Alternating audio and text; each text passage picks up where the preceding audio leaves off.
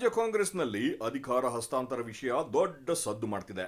ಕಾಂಗ್ರೆಸ್ ನೇತೃತ್ವದ ಸರ್ಕಾರ ಅಸ್ತಿತ್ವಕ್ಕೆ ಬಂದ ಸಮಯದಲ್ಲಿ ಸಿದ್ದರಾಮಯ್ಯ ಅವರು ಮುಖ್ಯಮಂತ್ರಿಯಾಗಿ 2 ವರ್ಷ ಅಧಿಕಾರ ನಡೆಸಲಿದ್ದಾರೆ. ಆನಂತರ ಉಪಮುಖ್ಯಮಂತ್ರಿ ಡಿಕೆ ಶಿವಕುಮಾರ್ ಅವರಿಗೆ ಅಧಿಕಾರ ಹಸ್ತಾಂತರಿಸಲಿದ್ದಾರೆ ಎಂಬ ಚರ್ಚೆಗಳು ನಡೆದಿದ್ದವು. ಸರ್ಕಾರ 2 ವರ್ಷ ಸಮೀಪಿಸಿದ ಸಮಯದಲ್ಲಿ ಇನ್ನೇನು ಅಧಿಕಾರ ಹಸ್ತಾಂತರವಾಗಲಿದೆ ಎನ್ನುವಾಗಲೇ 2.5 ವರ್ಷಗಳ ಅಧಿಕಾರ ಅವಧಿ ಪೂರ್ಣಗೊಳ್ಳಬೇಕು ಎನ್ನುವ ಚರ್ಚೆ ನಡೆಯಿತು. ಈಗ 2.5 ವರ್ಷಗಳ ಅಧಿಕಾರ ಅವಧಿಯು ಪೂರ್ಣಗೊಂಡಿದ್ದು, ಸರ್ಕಾರ ಸಿದ್ದರಾಮಯ್ಯ ನೇತೃತ್ವದಲ್ಲಿ 3 ವರ್ಷಗಳ ಆಡಳಿತ ಅವಧಿ ಪೂರ್ಣಗೊಳಿಸುತ್ತಿದೆ. ಈಗಲೂ ಕೂಡ ಅಧಿಕಾರ ಹಸ್ತಾಂತರ ಕುರಿತು ಚರ್ಚೆ ನಡೆಯುತ್ತಿದೆ. ಆದರೆ ಈ ಬಗ್ಗೆ ಯಾರಲ್ಲೂ ಕೂಡ ಸ್ಪಷ್ಟತೆ ಇಲ್ಲ.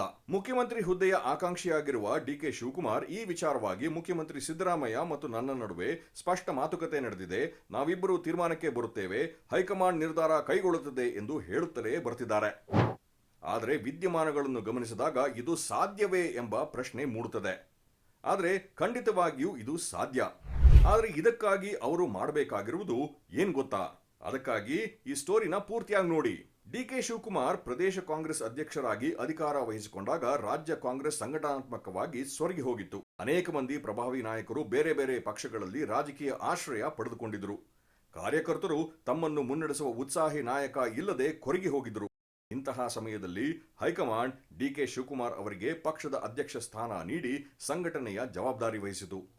ಹೈಕಮಾಂಡ್ ತಮ್ಮ ಮೇಲೆ ಇಟ್ಟ ಭರವಸೆಗೆ ಯಾವುದೇ ರೀತಿಯಲ್ಲೂ ಧಕ್ಕೆ ಬರದಂತೆ ಕೆಲಸ ಮಾಡಿದ ಡಿಕೆ ಶಿವಕುಮಾರ್ ತಮ್ಮನ್ನು ಮುನ್ನಡೆಸುವ ಉತ್ಸಾಹಿ ನಾಯಕ ಇಲ್ಲದೆ ಸೊರಗಿ ಹೋಗಿದ್ದ ಎಲ್ಲ ಕಾರ್ಯಕರ್ತರಲ್ಲಿ ಉತ್ಸಾಹ ಮೂಡಿಸುವ ಕೆಲಸ ಮಾಡಿದ್ರು. ಪಕ್ಷದ ಎಲ್ಲಾ ಹಂತದ ನಾಯಕರನ್ನು ವಿಶ್ವಾಸಕ್ಕೆ ತೆಗೆದುಕೊಂಡು ಸಂಘಟನಾತ್ಮಕವಾಗಿ ಹಲವಾರು ನಿರ್ಧಾರಗಳನ್ನು ಕೈಗೊಂಡು ಅವುಗಳನ್ನು ಯಶಸ್ವಿಯಾಗಿ ಜಾರಿಗೆ ತಂದರು. ಇದರ ಪರಿಣಾಮ ಬೇರೆ ಬೇರೆ ಪಕ್ಷಗಳಿಗೆ ಹೋಗಿದ್ದ ಅನೇಕ ಮಂದಿ ಪ್ರಭಾವಿ ನಾಯಕರು ಕಾಂಗ್ರೆಸ್ ಆಶ್ರಯ ಬಯಸಿ ಬಂದರು.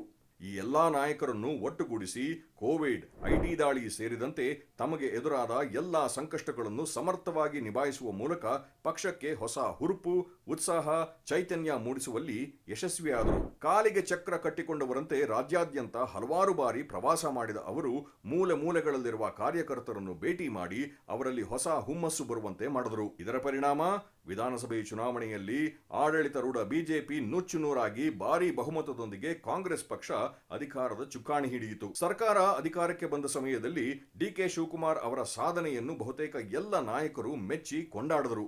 ಇದು ಶಿವಕುಮಾರ್ ಅವರ ಸಂಘಟನಾ ಚಾತುರ್ಯಕ್ಕೆ ಒಲಿದ ಜಯ ಎಂದು ಬಣ್ಣಿಸಿದರು. ಹೈಕಮಾಂಡ್ ಕೂಡ ಇದೇ ಮಾತು ಹೇಳಿ ಅವರನ್ನು ಪ್ರಶಂಸಿಸಿತು. ಹೀಗಾಗಿ ಡಿಕೆ ಶಿವಕುಮಾರ್ ಮುಖ್ಯಮಂತ್ರಿಯಾಗಲಿದ್ದಾರೆ ಎಂದು ಎಲ್ಲರೂ ಭಾವಿಸಿದರು. ಆದರೆ ದೆಹಲಿಯ ಅಂಗಳದಲ್ಲಿ ನಡೆದ ಮಾತುಕತೆ ಮತ್ತು ಲೆಕ್ಕಾಚಾರವೇ ಬೇರೆಯಾಗಿತ್ತು. ಒಲ್ಲದ ಮನಸ್ಸಿನಿಂದಲೇ ಡಿಕೆ ಶಿವಕುಮಾರ್ ಹೈಕಮಾಂಡ್ ಮಾತಿಗೆ ಒಪ್ಪಿ ಉಪಮುಖ್ಯಮಂತ್ರಿ ಹುದ್ದೆಯಲ್ಲಿ ಮುನ್ನಡೆದರು. ಈಗ ಅಂದು ಆದ ಮಾತುಕತೆಯಂತೆ ಇವರಿಗೆ ಮುಖ್ಯಮಂತ್ರಿ ಸ್ಥಾನ ಸಿಗಬೇಕಾಗಿದೆ. ಆದರೆ ಇದಕ್ಕಾಗಿ ಡಿಕೆ ಶಿವಕುಮಾರ್ ಕಾದು ಕುಳಿತಿದ್ದಾರೆ ಹೊರತು ಯಾವುದೇ ರೀತಿಯ ಲಾಬಿ, ತಂತ್ರ ಹಾಗೂ ಒತ್ತಾಯದ ರಾಜಕಾರಣ ಮಾಡುತ್ತಿಲ್ಲ. ಡಿಕೆ ಶಿವಕುಮಾರ್ ರಾಜಕೀಯವಾಗಿ ಬೆಳೆದು ಬಂದ ರೀತಿಯೇ ಆಗಿದೆ. ಎಂದಿಗೂ ಕೂಡ ಅವರು ಪಕ್ಷವನ್ನು ತುದಿಗಾಲ ಮೇಲೆ ನಿಲ್ಲಿಸಿ ಅಧಿಕಾರ ದಕ್ಕಿಸಿಕೊಂಡವರಲ್ಲ. ಪಕ್ಷಕ್ಕೆ ತಮ್ಮ ಅನಿವಾರ್ಯತೆ ಇದೆ ಎನಿಸಿದಾಗ ಎಲ್ಲವನ್ನು ಬಿಟ್ಟು ತಮಗೆ ನೀಡಿದ ಜವಾಬ್ದಾರಿ ಕೈಂಕರ್ಯ ಎಂದು ಭಾವಿಸಿ ಕೆಲಸ ಮಾಡಿದ್ದಾರೆ.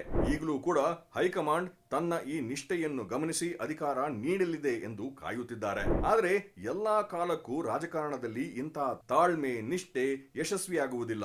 ಅದಕ್ಕೆ ತಾವು ಪಕ್ಷಕ್ಕೆ ಎಷ್ಟು ಅನಿವಾರ್ಯ ಹಾಗೂ ತಮ್ಮ ನಾಯಕತ್ವ ಇದ್ದರೆ ಪಕ್ಷ ಹೇಗೆ ಮುನ್ನಡೆಸಲು ಸಾಧ್ಯ ಎಂಬುದನ್ನು ಶಿವಕುಮಾರ್ ಹೈಕಮಾಂಡ್ ನಾಯಕರ ಗಮನಕ್ಕೆ ತರಬೇಕಾಗಿದೆ. ಹೈಕಮಾಂಡ್ನ ಆಯಕಟ್ಟಿನಲ್ಲಿರುವ ಕೆಲವು ನಾಯಕರು ರಾಜ್ಯದಲ್ಲಿ ಡಿಕೆ ಶಿವಕುಮಾರ್ ಅವರಿಗೆ ಮುಖ್ಯಮಂತ್ರಿ ಸ್ಥಾನ ನೀಡುವುದರಿಂದ ಅವರಿಗೆ ಅನುಕೂಲವಾಗಲಿದೆ ಎನ್ನುವ ಧೋರಣೆಯನ್ನು ಹೊಂದಿದ್ದಾರೆ. ಇದನ್ನು ಡಿಕೆ ಶಿವಕುಮಾರ್ ಅವರು ಮನಗಾಣಬೇಕು. ತಕ್ಷಣವೇ ಅವರು ವರಿಷ್ಠ ನಾಯಕರನ್ನು ಭೇಟಿ ಮಾಡಿ ತಾವು ಹೇಗೆ ಪಕ್ಷವನ್ನು ಸಂಘಟಿಸಿದರು ಹಾಗೂ ಮುಂದೆ ಕರ್ನಾಟಕದಲ್ಲಿ ಪಕ್ಷ ಸಂಘಟಿಸಲು ತಮ್ಮ ಅನಿವಾರ್ಯತೆ ಹೇಗಿದೆ, ಜೊತೆಗೆ ಪಕ್ಷ ಮತ್ತೆ ಅಧಿಕಾರದ ಚುಕ್ಕಾಣಿ ಹಿಡಿಯಲು ತಮ್ಮಲ್ಲಿರುವ ಕಾರ್ಯ ಯೋಜನೆಗಳು ಏನು ಎಂಬುದನ್ನು ಮನವರಿಕೆ ಮಾಡಿಕೊಡಬೇಕು. ಡಿಕೆ ಶಿವಕುಮಾರ್ ಅವರಿಗೆ ರಾಜ್ಯದಲ್ಲಿ ಅಧಿಕಾರ ನೀಡಿದರೆ ಅದು ಅವರಿಗೆ ಕೊಟ್ಟ ಬಳುವಳಿಯಲ್ಲ, ಬದಲಾಗಿ ಪಕ್ಷ ಮುನ್ನಡೆಸಲು ತೆಗೆದುಕೊಳ್ಳಬೇಕಾದ ಅನಿವಾರ್ಯ ನಿರ್ಧಾರ ಎಂಬಂತೆ ಆಗಬೇಕು.